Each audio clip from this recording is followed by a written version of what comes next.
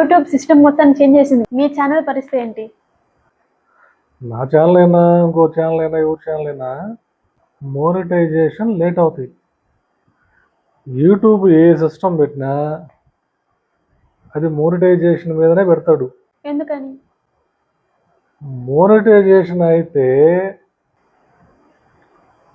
అతనికి వచ్చే బెనిఫిట్లో నుంచి కొంత పర్సంటేజ్ యూట్యూబర్కి ఇవ్వాలి.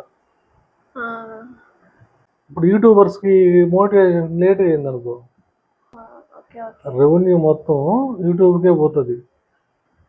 యూట్యూబర్కి రెవెన్యూ రావాలంటే మోనిటైజేషన్ అవ్వాలా. దానికి ఏంటంటే దాని సిస్టమ్స్ పెడుతుంటాడు. ఇటీవల చాలా సిస్టమ్స్ పెట్టాడు కదా, మీరు ఆ వీడియోలు చేయకూడదు, ఏ వీడియోలు చేయకూడదు, వేరే వాళ్ళ వీడియోలు కాపీ కొట్టకూడదు, వాళ్ళ వీడియోలు పెట్టకూడదు, మీరు ఎంతసేపు కనపడాలి, ఈ సిస్టమ్ అంతా పెట్టాడు కదా. దేనే పెట్టాడు? అలాంటివి ఉంటే మేము మోనిటైజేషన్ చేయము. ఒకవేళ చేసిన వాళ్ళు కూడా అలాగే వీడియోలు చేస్తే మోనిటైజేషన్ ఆపేస్తాము. మోనిటైజేషన్ ఆపుతానంటున్నాడు. ఆపితే ఏంటి, మళ్ళా వాళ్ళు వ్యూస్ తెచ్చుకొని వాచింగ్స్ తెచ్చుకొని మళ్ళీ చేసుకోవాలా. అప్పటి వరకు రెవెన్యూ వీళ్ళకి ఆగిపోద్ది, యూట్యూబ్కి వస్తూ ఉంటుంది. కానీ వీడియోలు అయితే తీయట్లేదు కదా. ఇలాంటి వీడియోలు చేయొద్దు అంటున్నాడు కదా, ఆ వీడియోలు మాత్రం రన్ అవుతూనే ఉంటాయి. అయ్యేం అప్పుడు అంటే వీళ్ళు జనాలు చెప్పేది ఏంటంటే ఇవన్నీ కంట్రోల్ చేయడానికి చేస్తున్నాడు అని చెప్తున్నాడు కదా. ఈ టెక్ ఛానల్స్ వాళ్ళు వీళ్ళంతా చెప్తున్నారు కదా. కంట్రోల్ చేసేది ఏముంది కదా, మనం అప్లోడ్ చేస్తాం కదా, అప్లోడ్ చేసేటప్పుడు చెకింగ్ చేస్తాడు. అలాంటి వీడియోలు అసలు ట్రైనింగ్ కూడా చేయొచ్చు కదా. నేను వదిలేస్తున్నాడుగా. వదిలేస్తున్నాడంటే ఏంటి, అవి మాత్రం రన్ అవుతూ ఉంటాయి, మోనిటైజేషన్ ఆపేస్తాడు.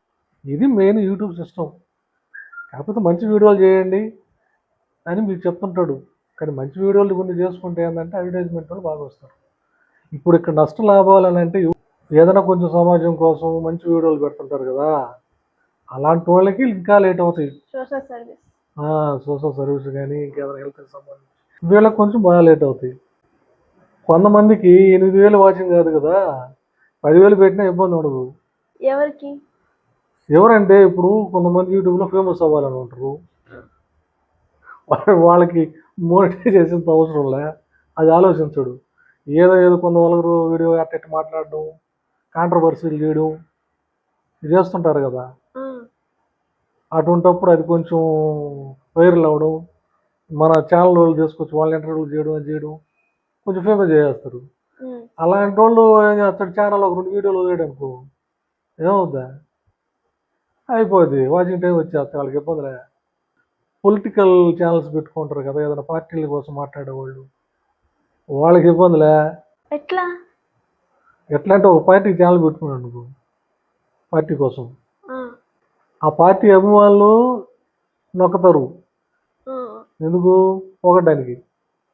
అపోజిషన్ వాళ్ళు నొక్కతారు తిట్టడానికి. అందుకని అట్లాంటి ఛానల్కి ఈ సిస్టమ్స్ ఏం నష్టంలే. ఇంకొకటి ఏంటంటే మతాల కోసం పెడతారు ఛానళ్ళు, వాళ్ళకి అంతే. ఈ మతం కోసం ఒక మతం తిడతా ఉంటేది పొగడతారు పెడతారు. ఇలాంటి వాళ్ళకి ఏమి నష్టంలే. ఎవరైతే సమాజం కోసం కొంచెం మంచి మాటలు చెప్పాలనుకుని వస్తారో వాళ్ళకి చాలా.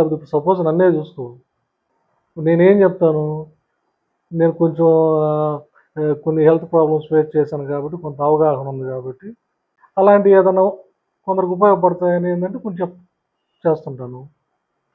ముందు ఏంటంటే నేను ఎప్పుడో కాలేజీలో చదువుకునేటప్పుడు కొంత మ్యూజిక్ నేర్చుకొని సింగింగ్ చేసేవాడిని.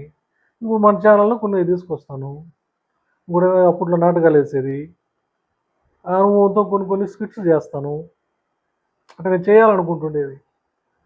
అన్నిటికన్నా మించి ఏంటంటే నేను కాలేజ్ అయిపోయిన తర్వాత ఏంటంటే పార్టీలో కార్యకర్తగానే పనిచేసా. ఒక 20 సంవత్సరాలు పొలిటికల్ అనుభవం ఉంది కాబట్టి కొన్ని పొలిటికల్ చెప్తాను. చెప్పడం అంటే పార్టీలకి అనుకూలంగా కాదు, మన ఛానల్ అది ఉండదు.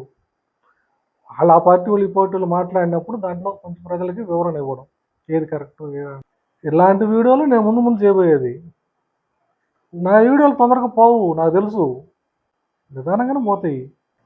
అందువల్ల ఏంటంటే మనం మోటివేషన్ అయిపోవాలా, రెవెన్యూ రావాలా అని కొంతమంది పాపం దాని మీద పడి చేస్తూ ఉంటారు. వాళ్ళకన్నీ లేట్ అవుతాయి. ఇప్పుడు నేను ఒక 2 సంవత్సరాలు టార్గెట్ పెట్టుకున్నా. ఇప్పటికిప్పుడు అవ్వాలని చేస్తూ ఉండడమే. వీడియోలు మనం చేస్తూ ఉంటాం, నిదానంగా వస్తారు. అంటే ఏంటి, ఆడియన్స్తో మనం ఫ్రెండ్షిప్ చేయడం. ఇప్పుడు నేను చేసేది ఫ్రెండ్షిప్. మనకు తెలిసిన కొన్ని అనుభవాలు షేర్ చేసి షేర్ చేసుకుంటూ ఫ్రెండ్షిప్ చేసుకోవడం. అది నిదానంగా మనకు రీచ్ వస్తుంది. జనాలు సబ్స్క్రైబర్స్ కానీ కొంచెం లేట్గా వస్తారు కానీ Monetization. చేసేస్తుంది. మిగతా వాళ్ళకి అట్టేం లేదు. తొందరగా క్లిక్ అవ్వాలనుకున్న వాళ్ళు ఎట్టైనా క్లిక్ అయిపోతారు. షార్ట్స్ ఉన్నాయి కదా, ఈ షార్ట్స్ చేసేవాళ్ళు కొంచెం బ్రేక్ వేసినాడు. ఎందుకంటే యూట్యూబ్కి ఏంటంటే లాంగ్ వీడియోలో మెయిన్ అడ్వర్టైజ్మెంట్ల ద్వారా ఎక్కువ రెవెన్యూ వస్తుంది. షార్ట్లో పెద్దగా ఉండదు. షార్ట్లు ఇచ్చింది ఎందుకంటే జనాల ఆడియోలోకి మనం రీచ్ అవ్వడానికి, మనం పరిచయం అవ్వడానికి, సబ్స్క్రైబర్స్ వాళ్ళు వస్తారు కాబట్టి. అందుకని వాళ్ళందరూ లాంగ్ వీడియోలోకి మళ్ళించడానికి ఇప్పుడు 10 మిలియన్స్ నుంచి 20 మిలియన్ పెట్టాడు కదా. పెట్టాడు. దాని మందులో ఏంటంటే 3 నెలలకు ఒకసారి 10 మిలియన్ రాకపోతే రెవెన్యూ రాకుండా చేసాడు. అందువల్ల ఇప్పుడు ఏంటంటే వీళ్ళందరినీ లాంగ్ వీడియోలకి పుష్ చేశాడు. దాన్ని ఏం చేశాడంటే 8,000 వాచింగ్ పెట్టి లాంచ్ చేశాడు. అంటే ఏంటి, 1 సంవత్సరంలో మోనిటైజేషన్ చేసుకోవాలనుకున్న వాళ్ళు 2 సంవత్సరాలు పడుతుంది. ఈ లోపల వచ్చే రెవెన్యూ మొత్తం యూట్యూబ్ పోతూ ఉంటుంది. అది ఎవరైనా బిజినెస్ అన్నప్పుడు బిజినెస్ కానీ అతను ఏది పెట్టినా ఏం చేసినా యూట్యూబర్లు చేయగలిగింది ఏమి లే, ఆ సిస్టమ్ని ఫాలో అయిపోతూ ఉండడం.